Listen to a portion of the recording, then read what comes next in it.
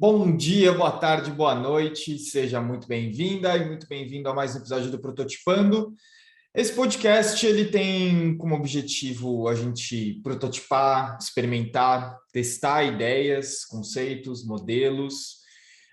Aqui é realmente um lugar para a gente experimentar outras formas que não são as formas atuais e que talvez leve a gente para lugares que sejam talvez um pouco mais desejáveis, possíveis, ou preferíveis.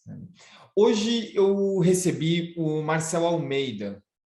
O Marcel ele tem enfim, uma grande experiência em gestão de produto, product management, né, em inglês, estratégia, investimentos. Ele, além dele ser cofundador da PM3, a maior plataforma focada em formar profissionais de produto no Brasil, e também a Camp, né, empresa de eventos e focada em conteúdo. Enfim, o Marcelo tem uma experiência incrível com gerenciamento de produto, empreendedorismo, tocar iniciativas que buscam sanar necessidades humanas reais. E o nosso papo ele foi muito interessante porque a gente foi por esse caminho, né? Mais do que a gente falar só sobre métodos, desenvolvimento de produto, e todo esse techniquez que normalmente a gente aborda, e é super importante a gente abordar isso, a gente foi por uma via um pouquinho diferente. A gente abordou um pouco, claro, sobre o processo, mas também sobre o que mais importa, ou o que está por trás de tudo isso. A gente também falou um pouquinho sobre vieses éticos na definição de um produto, e depois a gente mergulhou um pouquinho mais na experiência do Marcel. Enfim, foi uma conversa muito boa, incrível, na verdade. O Marcel ele também trouxe algumas referências que ele utiliza para ele tomar ações e tomar decisões no seu dia a dia. Enfim, gente, sem mais delongas, eu vou deixar vocês com o Marcel Almeida. 1, 2, 3, prototipando. Bom, Marcel, obrigado, cara, por topar fazer esse bate-papo, por estar aqui com a gente. É um prazer te conhecer, inclusive, não te conhecia. Prazer. E vamos nessa, cara. Eu queria começar falando contigo. Bom, enfim, né, o tópico é produto. Mas a gente sabe que, além do produto, existem muitas outras coisas, inclusive até às vezes muito mais importantes, né? O que você considera que vai além do produto, Marcelo? O que é o entorno do produto, né? Depois do produto, o que acontece? As pessoas tendem a achar, isso é um bom ponto, porque as pessoas tendem a achar que o produto é só, né, vamos falar aqui produto digital, pode ser o físico também, mas elas tendem a achar que o produto é só aquela parte que as pessoas interagem, que é só aquela onde elas apertam o botão, onde tem a experiência do usuário e tal. E também produto também está ali, só que não adianta nada você ter um belo produto se você não tem um bom mercado para atender dando aquele produto, se você tem um negócio que eventualmente vai ser sustentável ou já é sustentável. Então, você tem que olhar para todas essas outras partes do negócio, além de só olhar para o produto. Então, eu diria que não é que o que vem depois do produto, mas é o que está junto com ele que as pessoas esquecem, sabe? Que é justamente o negócio, o mercado. Eu acho que o negócio e o mercado, assim, a priori. Qual que foi o maior BO que você já viu, Marcel, sobre isso? Assim, quando uma pessoa esqueceu do negócio e do mercado, o que aconteceu? Você tem alguma boa história para contar? Olha, uh, eu vou dar um exemplo meu, porque eu não consigo lembrar de outros que eu já vi, mas um exemplo meu que eu acho que é bom. Tem dois exemplos meus até, esse segundo é até melhor. Mas o primeiro, eu tive uma startup de finanças pessoais, tipo um guia bolso da vida. Ele surgiu um pouco depois do guia bolso, acho que um ano depois, 2 anos. O guia bolso saiu primeiro e eles eram muito mais capitalizados que a gente também era muito mais amador. E eles conseguiram uma atração muito grande, eles conseguiram ter um baita produto, e por causa do baita produto, era o primeiro aplicativo do mundo com material design, primeiro aplicativo do mundo de finanças com material design. Então, a gente conseguiu, tipo, mídia, sair em portais gringos e tal. Então, a gente conseguiu, bacana, muito Legal. usuário baixou a gente. A gente tinha, acho que mais de 100 mil pessoas já tinham passado pelo nosso aplicativo e a gente tinha gastado R$ 0 em mídia. Porra, Uau. legal. E eles conseguiram uma retenção boa. A gente reteu 30%, que já era muito acima da média de finanças, que é uma das menores retenções aí de aplicativo. Não sabia. Beleza, muito legal. Mas a gente não monetizava nada. Tipo assim, a gente tinha uns adzinhos, que não dava nada para esse volume de pessoas. E a gente tinha um plano premium, que era bem ruim o plano premium, mas tinha lá, era US$ 10 ou era R$ 10 em qualquer moeda. A gente não fez nem conversão, era R$ 10 em qualquer moeda. E como a gente conseguiu um press em algumas mídias internacionais, a gente tinha gente de fora do país. Então, era assim, 20% da nossa base, 20% desses 30 mil, mais ou menos, era de fora do Brasil. Uhum. E o app funcionava fora do Brasil. Como ele funcionava na época? Na época, as pessoas ainda tinham muito receio de fazer a integração com o banco, colocar a senha só de leitura. Hoje em dia, as pessoas ainda têm, mas bem menos, mas na época era muito mais, era em 2015. Então, assim, era outro momento. E a gente tinha uma integração que não era com senha, era você gastava no seu cartão de crédito e a gente lia a notificação ou então o SMS. E a gente pegava a leitura e conseguia jogar no app categorizado e tal. E aí a gente conseguia fazer isso para vários países, então era ótimo. E material design, novidade, appzinho simples de usar, show. Mas ninguém pagava. Então, e aí era muito doido, porque 80% da nossa base era Brasil, 20% era fora, mas aí quando se olhar, os pagantes eram o inverso, era 80% dos pagantes eram de fora. Caralho, cara. Mas, mas era tão pouquinhas pessoas que, assim, a gente não conseguia nem contratar um estagiário na época, com o dinheiro que dava, sabe? E isso foi um grande problema, foi um dos problemas no qual eu saí da empresa, o meu sócio ainda continuou mais um pouco, mas eventualmente ele levantou um capital, quis continuar, eventualmente a empresa morreu. Uhum. E eu acho que é um grande problema desse mercado de finanças pessoais, porque você tem dois caminhos de monetização. Nunca vi ninguém conseguir outro, nem lá fora vi alguém conseguir outro, que é ou você vende os dados dessas pessoas como lead, tipo lead para seguro, lead para empréstimo, lead para crédito, lead para alguma coisa. E é muito difícil, porque você compete com vários outros grandes players que estão fazendo a mesma coisa. O Claro. Nubank quer captar a galera da base dele, o Itaú quer captar a galera da base dele. Então, muito difícil. E o outro caminho é fazer igual uma empresa que conseguiu viver desde essa época e conseguiu viver bem, crescer bem, é a Mobius. Que eles fizeram um plano no qual tem vários planos, não sei se ainda são vários, mas acho que são vários planos e você consegue comprar e ter acesso a mais features. Uhum. Show de bola. É um nicho de mercado muito pequeno, mas tem gente e eles conseguiram seguir. Então, a gente, cara, a gente ficou muito ferrado. Tinha um mega produto nosso NPS lá na casa do cacete, retenção incrível, não monetizava, o negócio ia morrer alguma hora, né? Sim. O segundo exemplo, vou ser mais breve nesse, eu trabalhei num projeto na SIC. SIC é uma empresa que comprou a Cato ali em 2017, se não me engano. Tá. E eu tocava um negócio que inicialmente era um lab de inovação, e aí depois que acabou virando uma unidade de negócio. Ainda está rodando, eles estão tentando dar umas pivotadas ali e arrumar outras formas, mas na época que eu passei, a gente tinha uma missão de basicamente criar uma espécie de Michael Page digitalizada, né? Conseguir usar a tecnologia, né, e a expertise de produto também para conseguir melhorar os processos de recrutamento e ser mais eficiente, mais rápido, contratar gente melhor e tudo. Só que aí, entrando mais no mercado, a gente descobriu que o problema não está na tecnologia do processo seletivo. A tecnologia até ajuda um pouquinho, mas o problema está nas duas pontas que não são automatizáveis no mundo de hoje. Que uma é venda. Cara, a venda desse tipo de serviço, que é um one-on-one próximo, tem que ir lá alguém vender. Tipo assim, é muito difícil ser. Não, eu vou fechar uma conta contigo aqui para passar todas as minhas vagas sem te conhecer. Não, não vai acontecer isso. E o segundo ponto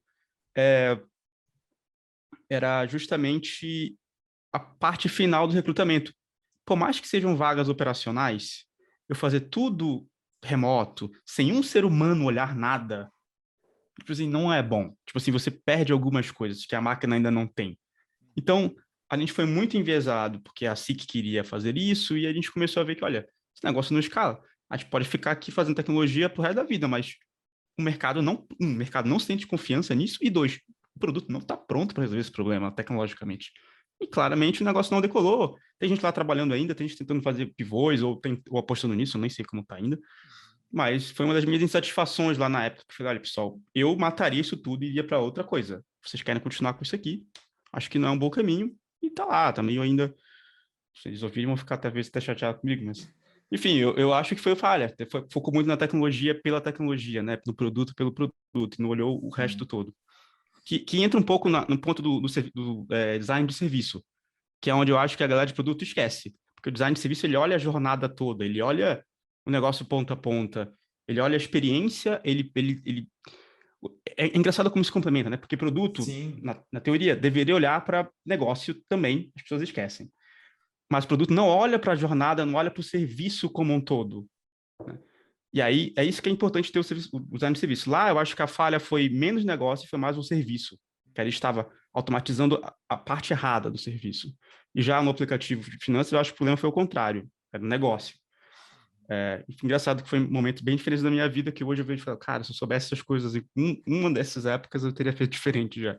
Puta que pariu, Marcelo, não fala isso, cara. Eu fico pensando no meu passado, eu falo, meu, que cara babaca que eu fui, meu. Como é que eu não sabia disso? É foda, é foda, É foda. é foda. Cara, é muito legal você falar isso, porque e eu vou mandar esse episódio para várias pessoas porque eu converso. É muito comum, né, Marcelo? Acho que você deve ver isso também. Pessoas chegarem para você e falarem assim: olha, eu quero tal tecnologia. Mas por que você quer? Não, porque eu quero, porque o mundo é digital, agora a transformação digital está acontecendo. Eu falo, tá bom, mas a pessoa ela vai pagar, sei lá, R$ 100.000 nessa etapa só com touchpoint digital, só com esse ponto de contato digital? Você não acha que precisa de alguma vozinha ali, de alguém falando, oi, meu nome é Pedro, eu tô aqui com Exato, você. exato. Puta, cara, que confusão gigante que a É. gente está fazendo com isso, né, Marcelo? Tem muita gente que aposta na tecnologia pela tecnologia, no produto pelo produto. Esquece do resto, cara.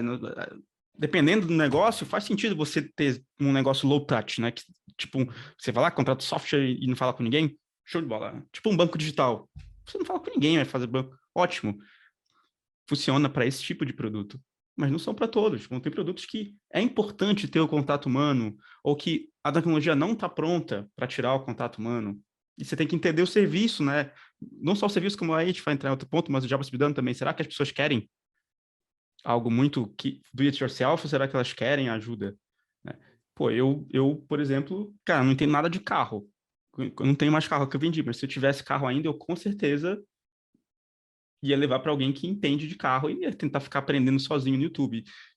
Sabe, tipo, o meu job dando é, eu não quero me preocupar com isso, eu quero que alguém resolva. Sim. Agora imagina se eu vir para ti, não, então Pedro, eu vou criar um produto aqui, uma startup que é um robô que faz tudo que o mecânico faz. Você ia botar fé nisso, não? Não hoje, Sim. sabe? Talvez daqui a Sim. 100 anos, não sei. Sim. Então, enfim. E junto com você deve ter um grupo de pessoas, né? Acho que esse é o ponto, né, Marcel? Às vezes a gente tem que tomar um pouco de cuidado em partir de algumas premissas e achar que elas se aplicam a todos os cenários, né? Todos os contextos, para todos os grupos de Exato, pessoas que estão envolvidos na cadeia do produto, né? exato. E nisso a gente entra, enfim, a gente começa a falar um pouquinho sobre o processo de discovery, né? Processo de entendimento, de descobrimento, enfim, que eu acho que tangencia um pouco da nossa conversa. E uma pergunta que eu queria te fazer é descobrir o que e descobrir para quem. Por que esse processo de discovery ele é importante? Para quem que ele é importante? E o que de fato a gente precisa descobrir? Legal. Eu acho que a primeira parte desse processo de descoberta, né, de entendimento, é justamente entender o mercado. E dentro do mercado você tem uma camada de coisas, como deixa eu ver se o mercado é atraente o suficiente, grande o suficiente, rentável o suficiente, se é de fácil entrada, se já tem muitos players, se é um mercado que vai me exigir ter uma grande equipe de vendas, ou se eu vou ter que focar no marketing B2C, enfim, entender essas premissas iniciais. Se parte depois para o segundo ponto, que é qual público eu vou atacar nesse mercado. E existem mercados que as pessoas podem estar extremamente satisfeitas com os produtos atuais, e você tentar entrar, você está ferrado, porque elas já estão felizes, elas não estão a fim de mudar. Talvez você muda um ou outro, talvez uma pessoa mais entusiasta, mas eu já estou satisfeito, porque eu vou, sabe? Se eu recebesse um ad, vou ser bem simplista agora, sei lá, de uma caneca, uma outra caneca, eu falo, cara, eu tenho tanta caneca aqui em casa, eu não vou comprar outra. Então, entender isso. Vou dar um exemplo, uma coisa legal. Não é jabá, tá? Mas é porque foi legal Manda mesmo. bala, manda bala.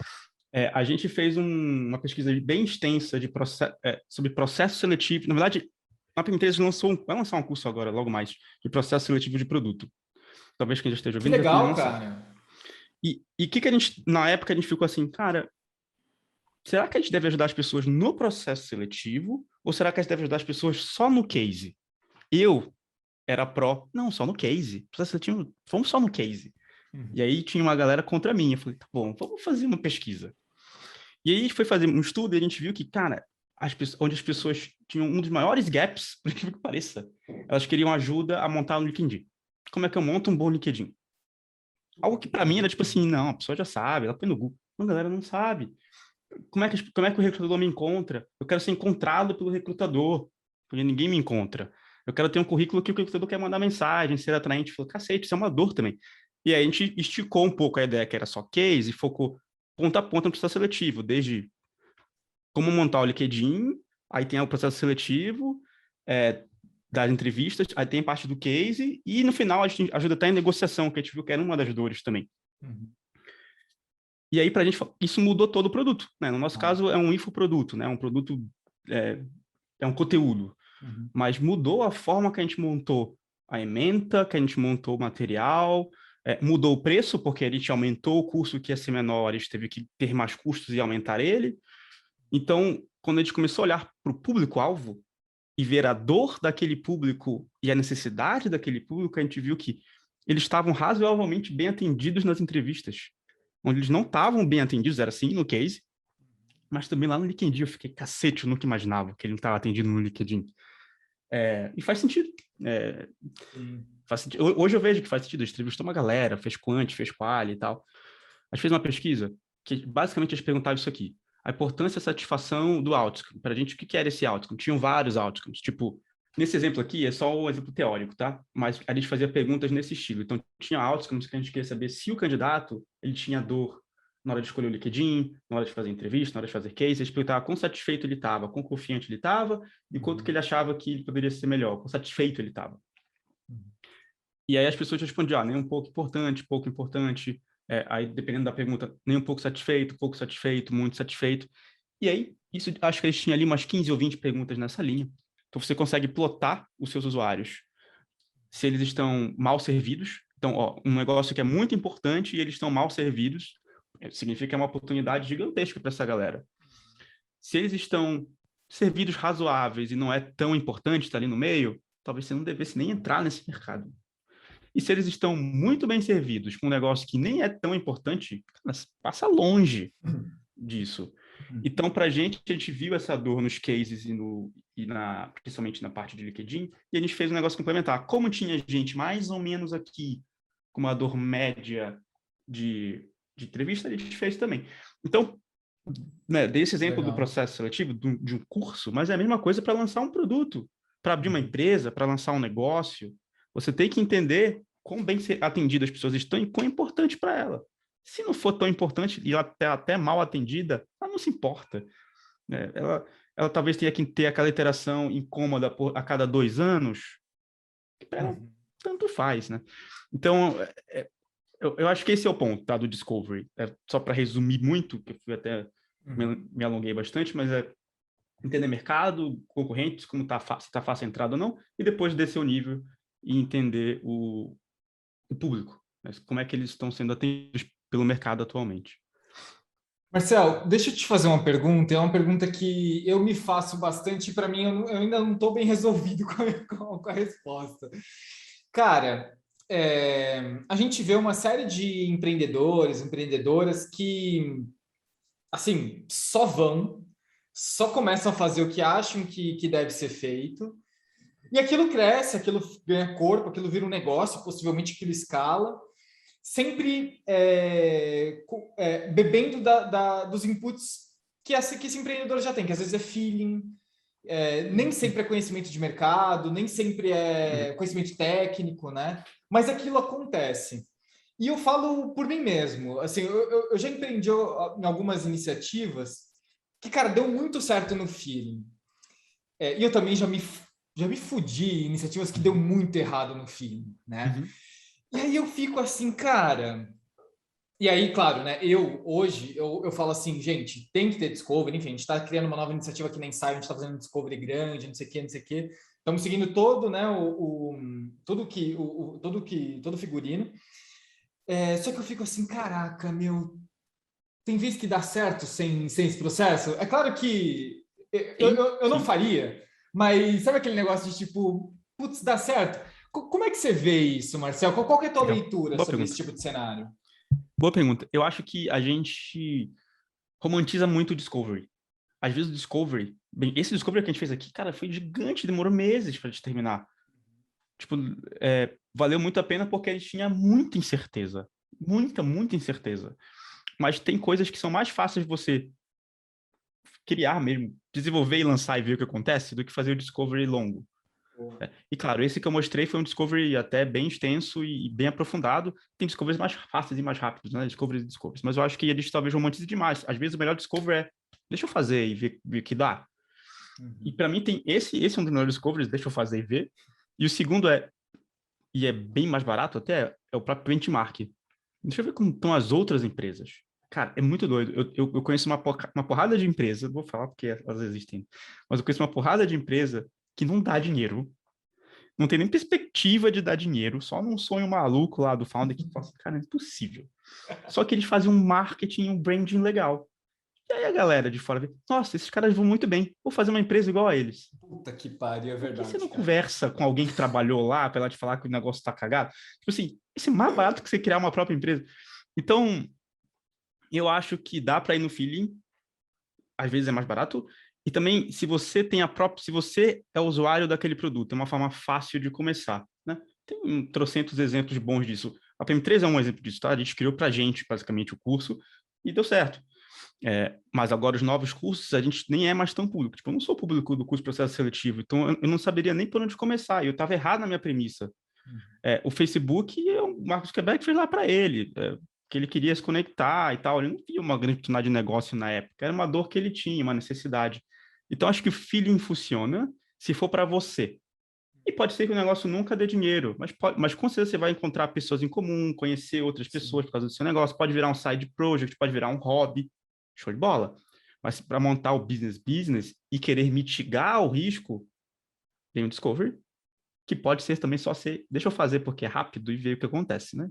Eu acho que é a melhor forma aí de validar. Voltar, coisas PM3 são mais frescas na minha cabeça, mas a nossa validação da PM3 foi, cara, vamos pegar 7 amigos nossos do mercado, colocar na landing page, pergunta para eles, óbvio, coloca na landing page, coloca o preço, que a gente não sabe nem quanto cobrar num curso de produtos, não sabia, né? Coloca a ementa e diz, coloca escrito, talvez o curso não aconteça se não tiver demanda. E se não tiver, a gente devolve o dinheiro. E a gente fez isso, e aí a gente viu que tinha demanda. Era muito mais barato fazer isso do que eu fazer entrevista, e não sei o quê, e sala espelho, e teste. Então, porra, faça landing page de um dia. Então, eu acho que, resumindo, dá para ser no feeling, mas tem maneiras fáceis também de mitigar risco. Marcelo, cara, excelente, muito bom isso, porque eu acho que foi muito bom que você falou, que continua sendo um Discovery, né? É um Discovery. Isso. É que Puta, eles cara, pensam que Discovery é falar com o usuário, é entrevista, não sei o quê. Não precisa. aquele negócio romântico, né? Isso Que isso é demora pra foda. caralho. Você vai no Double Diamond, você vai cada etapa. Precisa. Não precisa. Aí entra naquela fissura, né? Então, não, vamos no duplo diamante. Aí, não, peraí, tem que fazer o entendimento de persona primeiro, aí depois. Isso. Aí, puta que pariu, cara. Não precisa. Aí você perdeu você perdeu tanto tempo que veio alguém e fez primeiro antes de você. Tipo assim. Exato. E claro, né? Vai ter contexto que é necessário, vai fazer sentido, Isso. toda Isso. adequação ao contexto, né? Se a gente não tiver informação suficiente, né? Voltando lá ao caso do curso, a gente não tinha, então a gente precisava fazer para mitigar risco. Sim.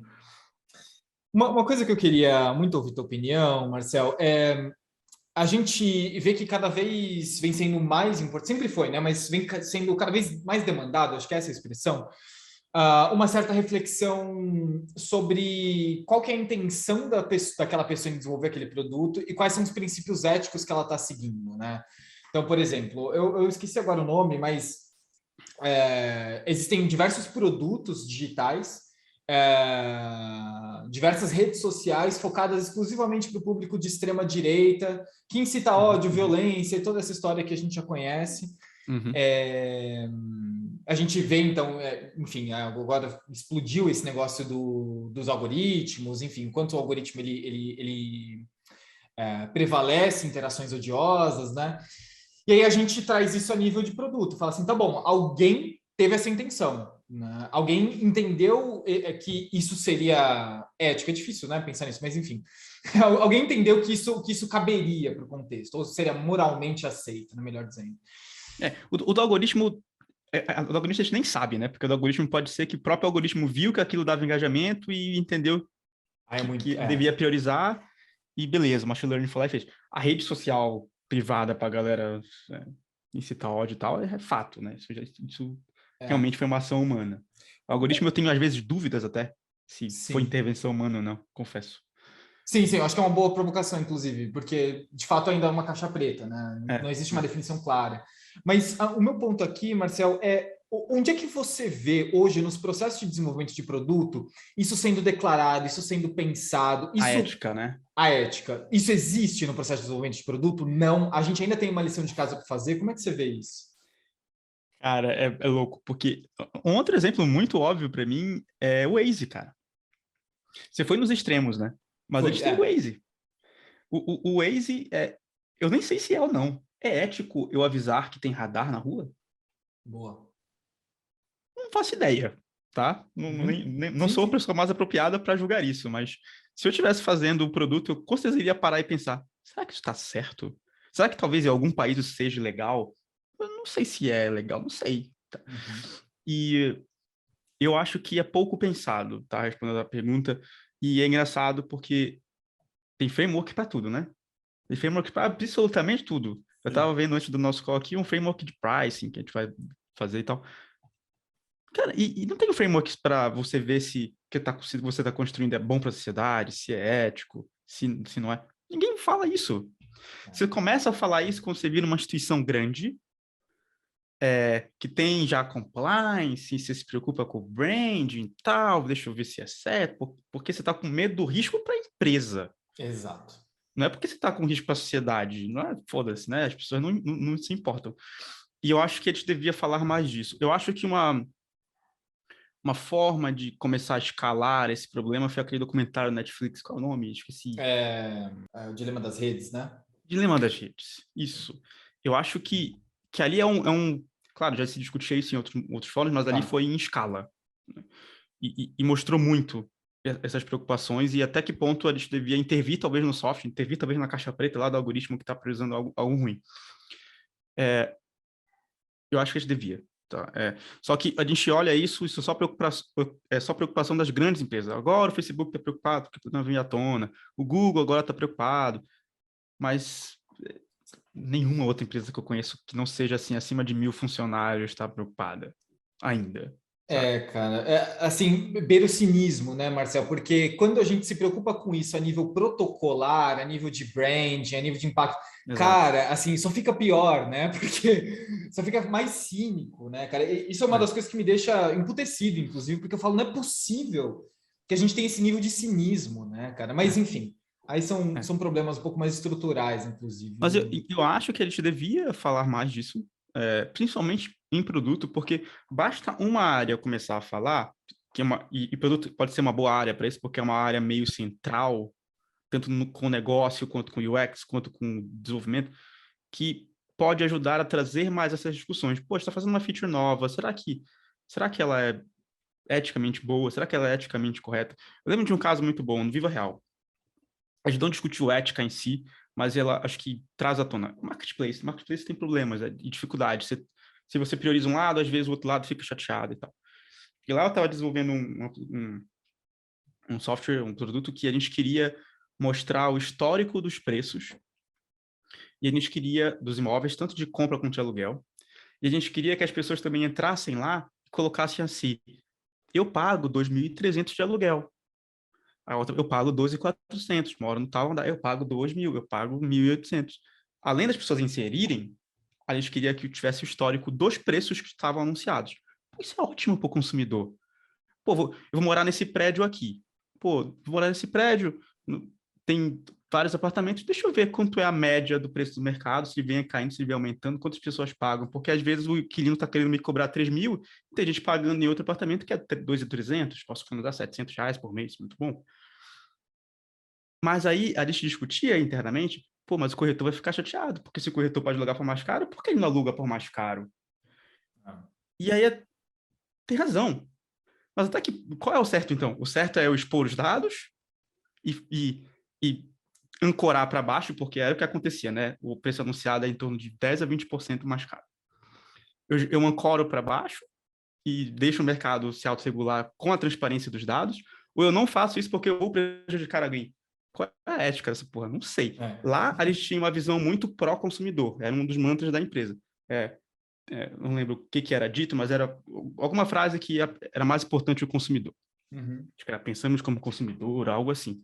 E eu acredito muito nisso, que ali ele estava ajudando o mercado como um todo, inclusive o próprio corretor que um dia pudesse vir alugar um apartamento para ele, ou comprar para ele mesmo, e o mercado iria se autorregular através dessa transparência maior. E aí, será que é errado, então, a gente não priorizar a feature porque vai prejudicar uma classe ou um mercado? É muito complexo. É E eu acho complexo. que, assim como várias discussões éticas, não tem uma resposta certa. Você tem que olhar para os valores da empresa e falar, olha, nosso valor é esse, então a gente acredita que esse é o certo e vamos seguir, que foi o caso que a gente fez, a gente acreditou no lado do consumidor. Mas não tenho dúvidas que várias outras pessoas poderiam falar, não, eu acho eticamente errado que você está prejudicando o trabalho de alguém. Uhum. É, Lá a gente discutiu, foi o único lugar que eu vi discutir isso que não era diretamente negócio. Os outros era olha tudo isso. compliance e risco de brand e tal, sabe? Sim, sim, sim. Cara, isso é uma coisa. Essa é uma lição de casa que eu acho que a gente tem que fazer. Assim, eu vejo algumas áreas já mais avançadas nesse tipo de discussão. Acho que a área de UX ela tem ela é bem Tem, avançada nisso, né? Enfim, tem. toda a questão sobre misoginia, racismo, acho que já vejo o UX discutindo bastante isso. Tecnologia também, né? Enfim, engenharia, né? O desenvolvimento em si. E eu acho que talvez o mais importante, Marcelo, aí, enfim, né? Compartilhando aqui não seja nem necessariamente a definição do que é certo ou errado, mas sim o debate, né? A gente tem espaço nas empresas para debater Perfeito. sobre isso, né? Porque a partir do momento que a gente debate, a gente tá construindo uma solução que faz sentido para aquelas pessoas, para aquele ecossistema, né? E Isso. a partir Perfeito. disso a gente vai chegar na Eu resposta que tem que chegar. concordo. E a partir dessa discussão vai se gerar o posicionamento da empresa. Olha, se posiciona assim, porque aí não fica cinza. Tipo É, assim, não fica tipo, a gente não discutiu, tá aí, tá dando é, certo, é meio antiético, mas foda. Não, tá aqui. É o posicionamento, a gente acredita nisso e a gente vai lançar, vai fazer assim. Eu acho que o caso do Waze também, para mim, é bem emblemático. Eu é. realmente tenho dúvidas se é certo ou errado. Ninguém Porra, fala. Mas preocupado. É? a gente está, tipo, fazendo com que as pessoas possam correr mais, porque elas sabem onde tem e onde não tem, elas correm mais risco de vida Sim. e, tipo assim, será que é certo? Então, difícil. É difícil, cara, é difícil. E assim, e tudo tem contexto, né? Porque a gente está debatendo aqui essa discussão a partir dos nossos lugares, né? Dois homens brancos discutindo sobre Uhum, isso, possivelmente morando numa capital, que é São Paulo, né? Pelo menos eu uhum. falo de São Paulo, acho que você também, né? Sim, também, também. Uhum. Então, a gente fala sobre o contexto de São Paulo, né? Enfim, que tem uma questão, já existe um debate público sobre isso, né? Sobre as marginais, a 23 de maio. Agora, cara, seria muito interessante ouvir isso a partir de um ponto de vista palestino, né? Claro. Porque a gente Vai ter tá, outra perspectiva. né? É outro lugar, cara, é outro É, lugar. é. É muito interessante. Isso, enfim, né? É um debate. É um debate, Uhum, né? sim. Mas eu acho que você Cara, tocou num ponto bom. Eu acho que a gente fala. devia discutir e ter os statements e seguir em frente. A empresa ter o statement em qualquer coisa que possa ser ética. A gente não faz, a gente devia. Não faz, né? Cara, eu também acho. Eu também acho. E até vou levar isso como lição de casa, viu, Marcel? Porque eu vou ficar pensando um pouco nisso. Vou falar, cara, o que é necessário? A gente ainda precisa debater, porque esse é um espaço de debate, né? Uhum, uhum. Legal. Eu vou fazer isso também. Cara, a gente falou muito sobre discovery, né? E Uhum. entendimento, descobrimento e delivery, Marcel. Assim, eu acho que o grande desafio é como é que a gente deixa essas duas tracks bem azeitadas, a ponto delas acontecerem ao mesmo tempo, porque naturalmente elas vão acontecer, e não deixar os gargalos que existem quando a gente tenta conectar essas duas tracks. Uhum. Legal. A minha sugestão é sempre essa que eu vou dar agora, e eu sei que ela não é fácil de executar. E eu vou dar essa sugestão, que é caso você consiga, e um plano B caso não dê essa. Mas a primeira que eu tentaria é envolver os desenvolvedores o máximo possível no Discovery. Mas quando eu falo isso, não é levar eles para todas as entrevistas do caramba, porque eles precisam codar. É dar contexto. Olha só, falei com um usuário hoje, vai lá e manda um resumo no Slack, Discord, tanto faz que você usa. Manda um resuminho, eu descobri essas coisas. Pronto, agora o dev já tem contexto. Mais um Discovery amanhã, manda um resuminho. Mais um Discovery amanhã, manda um resuminho. Cada um mês, sei lá, cada X tempo, você chama um ou outro dev para ir acompanhar o Discovery, ver mais de perto, tirar algumas dúvidas. Mas você tem que estar o tempo todo dando contexto. Até na daily. Eu lembro que várias dailies que eu fazia, com o time de engenharia e tal, eu falava assim, olha, minhas tarefas são essas, mas deixa eu dar aqui um contexto para vocês sobre o Discovery que eu fiz, sobre o Discovery que eu fazia, sobre algo que eu estou pensando como potencial oportunidade Quero ouvir a opinião de vocês. Fazer eles pensarem sobre produtos, sobre negócios, sobre o processo que vocês estão passando. Por que isso? Aí agora sim vou chegar no ponto de que aí sim você consegue praticamente paralelizar bem as coisas. Porque aí você, como produto, junto com o UX, você vai embora para fazer discovery, gasta 80% do seu tempo ali, mais ou menos, no discovery, e os devs, com o contexto, vão estar codando agora. Quando vier a novidade da coisa nova que vocês vão fazer, do refactor ou da feature nova, não importa, os devs vão falar, pô, pode crer, eu já entendo isso aqui. Vocês já estão falando disso há 3 meses, há um mês, há uma semana, não importa. Já sei mais ou menos, só tirar umas dúvidas. Você não perde tempo em especificação, porque ele já tem contexto. Você não perde tempo desenhando um cara de fluxo maluco, porque ele já tem contexto. E ele vai falar, não precisa. Eu lembro que quando eu cheguei nesse nível, os devs viraram para mim assim, não escreve mais para mim user story, que eu nem leio o que está escrito, eu só leio o título, eu já sei o que eu tenho que fazer, cara. Já sei o que eu tenho que fazer. Eu falei, porra, obrigado, graças a Deus que não tem mais que escrever esse negócio, eu odeio. E eu vou embora. Claro, tem. Eu vou chamar de histórias, mas podem ser requisitos, podem ser tasks, né? Tanto faz a nomenclatura que você use. Mas toda vez que eu escrevia uma história, eu só pensava comigo mesmo.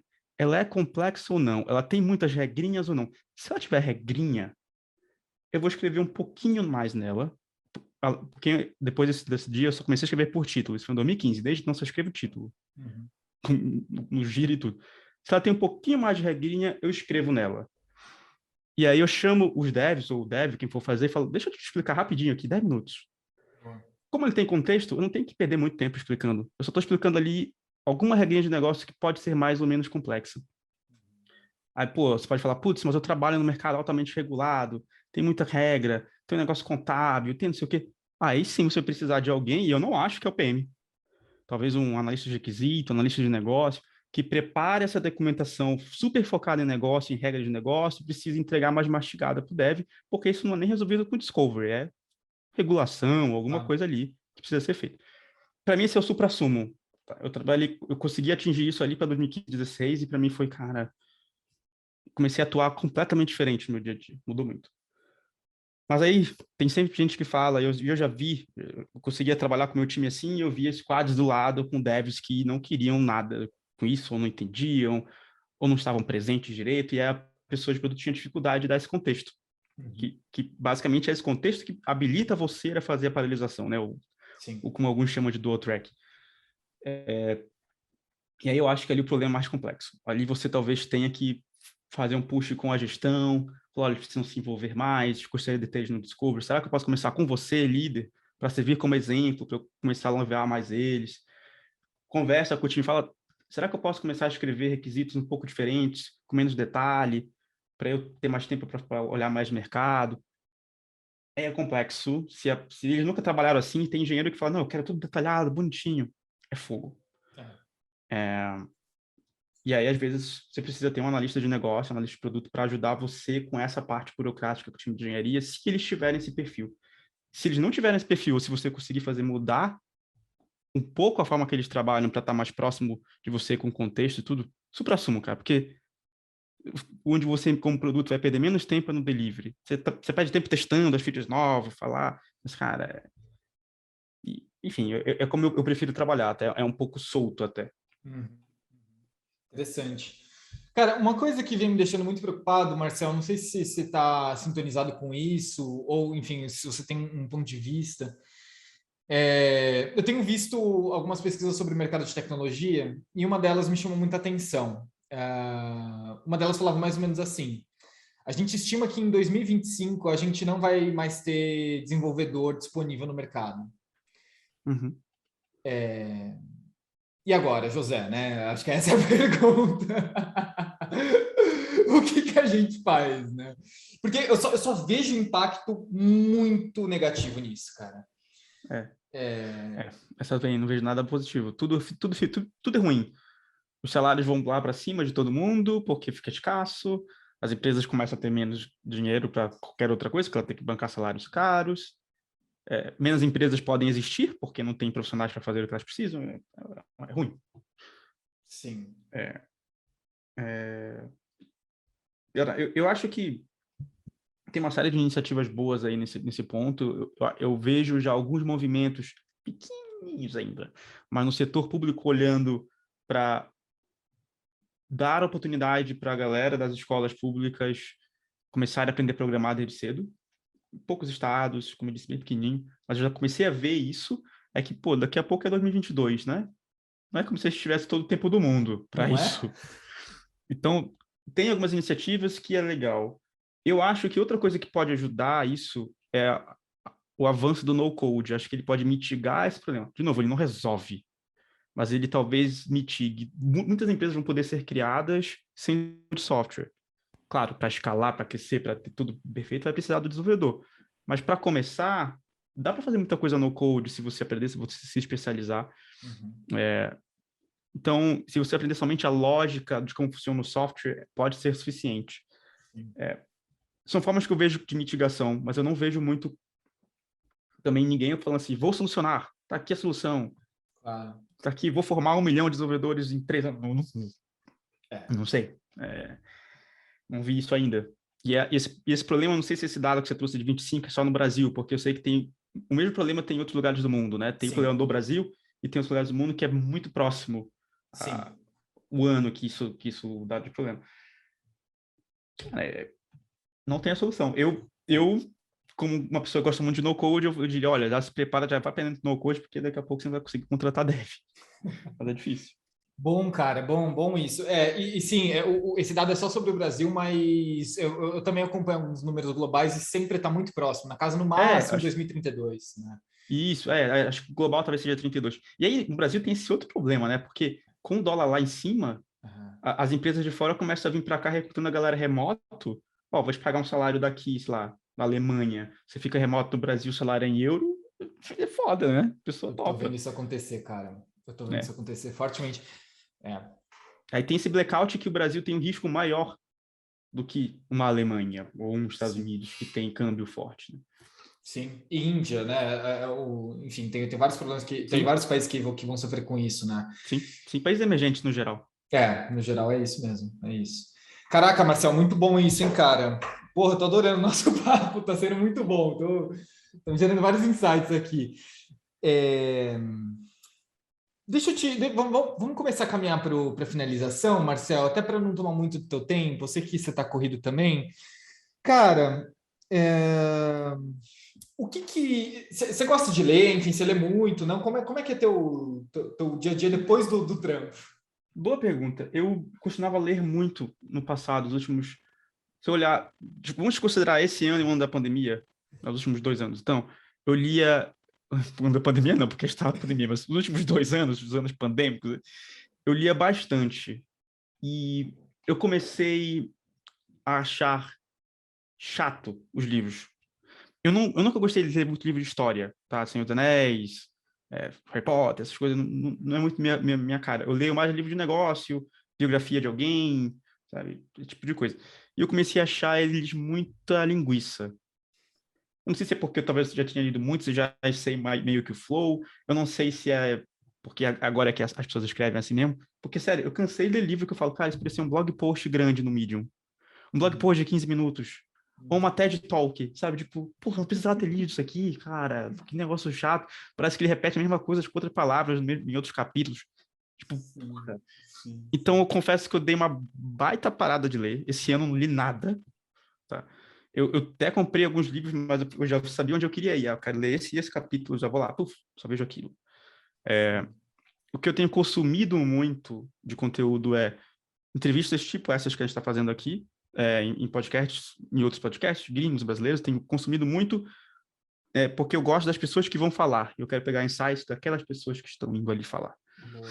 É, e consumo isso e quando eu saio de casa, eu estou saindo pouco, é audiobook. Então, aí eu gosto também de ouvir um audiobook, mas um audiobook não tanto de negócio. Aí já quero ouvir um audiobook, talvez de uma biografia, que é um pouco mais história, sabe? Boa.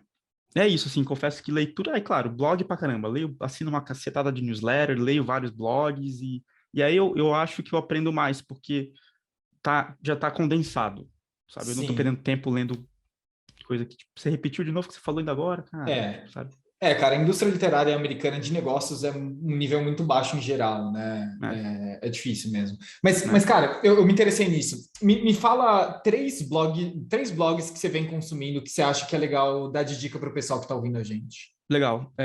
Tem um chamado Stratechery, que eu acho incrível. Ele fala sobre negócios na área tecnológica no mundo. Nunca abordou o Brasil, tá? Mas é mais Uhum. global mesmo.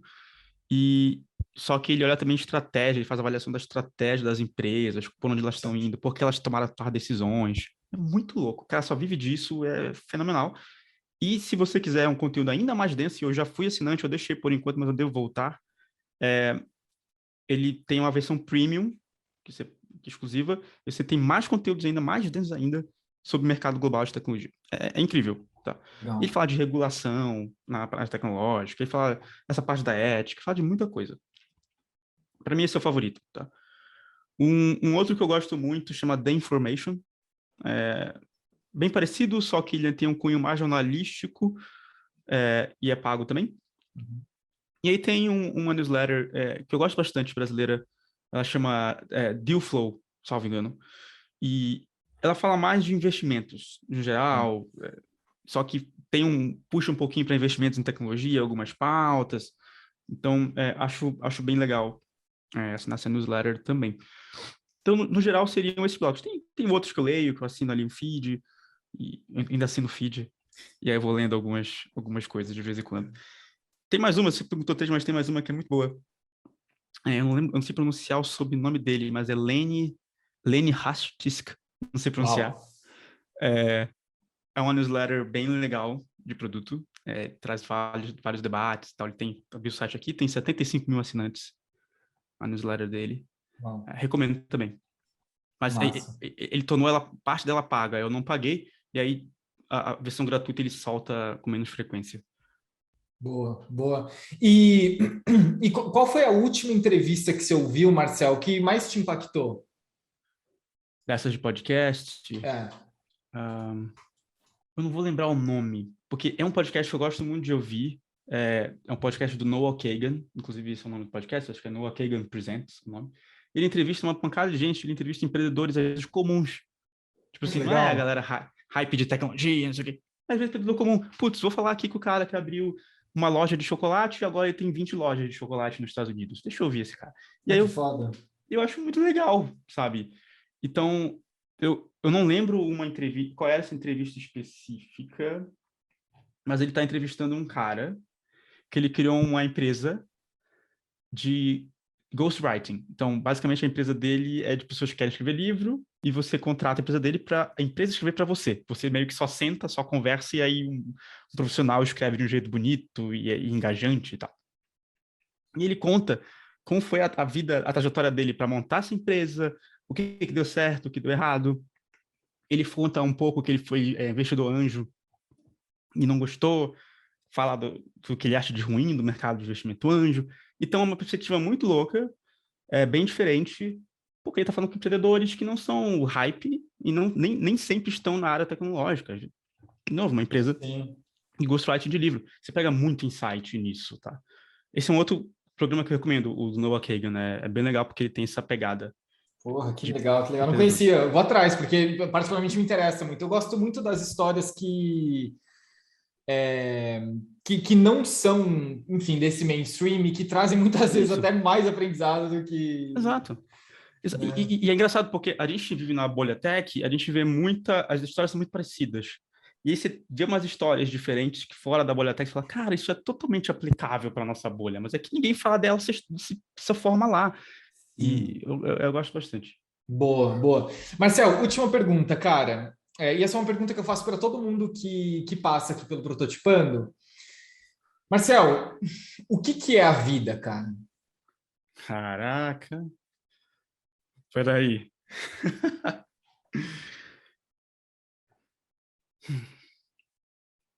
Eu provavelmente teria que refletir muito mais desse tempinho que eu dei para poder dar essa resposta, mas vamos lá, assim, meio bate-pronto. Eu acho que a vida é um espaço de tempo muito pequeno que você tem para fazer o máximo possível para você aprender, evoluir e ter experiências novas, diferentes. Eu acho pouco, por quê? Porque eu adoraria fazer muito mais coisas do que eu faço na minha vida. Eu adoraria, por exemplo, aprender a tocar blues no piano e cantar bem pra caramba. Pô, Mas isso é assim, legal. eu adoraria. Mas, pô, eu tô focado em crescer a PM3 e tal. Eu não tenho tempo para isso. E aí eu falo, pô, vou viver até o quê? Uns 100 anos? E olha lá. E, pô, eu queria que eu tivesse mais tempo de vida. Então, eu acho que quando você tem essa consciência, tem que tomar as decisões, tipo, do que eu tô fazendo mesmo agora, é para isso, e talvez quando que eu quero parar, Uhum. para você ter esse. Pouco tempo, cara. Você tem que viver e crescer nesse pouco tempo de vida que você tem aí, vai. Vamos jogar aí 100, 120 anos para nossa Sim. geração, talvez. Para mim é isso a vida. Eu não sei o que a gente vai fazer com isso depois da gente morrer, né? Não faço ideia, mas eu quero sair e me sentir que eu tive experiências diferentes e que eu fiz coisas legais e que eu evoluí como ser humano, como alma, como pessoa, sabe? Para mim é isso. Bom, pessoal, essa foi a nossa conversa, essa foi a nossa prototipagem de hoje, junto com o Marcel. Se você gostou dessa conversa e quer continuar esse bate-papo, eu vou te recomendar a conversa que eu tive recentemente com a Ana Carvalho. Deve estar 1, 2 ou 3 episódios para trás, não sei o certo agora, mas a gente também falou sobre esse ponto de vista ético na comunicação, que é a área da Ana, mas eu acho que essa é uma continuação da conversa interessante. E se você quiser ter um caldinho mais sobre isso, também tem a conversa com o Preto Zezé, que o Preto Zezé ele não é necessariamente desse setor, da área de tecnologia, mas enfim, o Preto Zezé ele é uma pessoa com uma grandíssima experiência e com muita autoridade, inclusive, para falar sobre isso, até pela sua própria experiência e por tudo que ele faz hoje. Então, recomendo você, se você gostou disso, também mergulhar um pouquinho na conversa com o Preto Zezé. Gente, é isso. Eu vou deixar um abraço para vocês e até o próximo Prototipando. Tchau, tchau.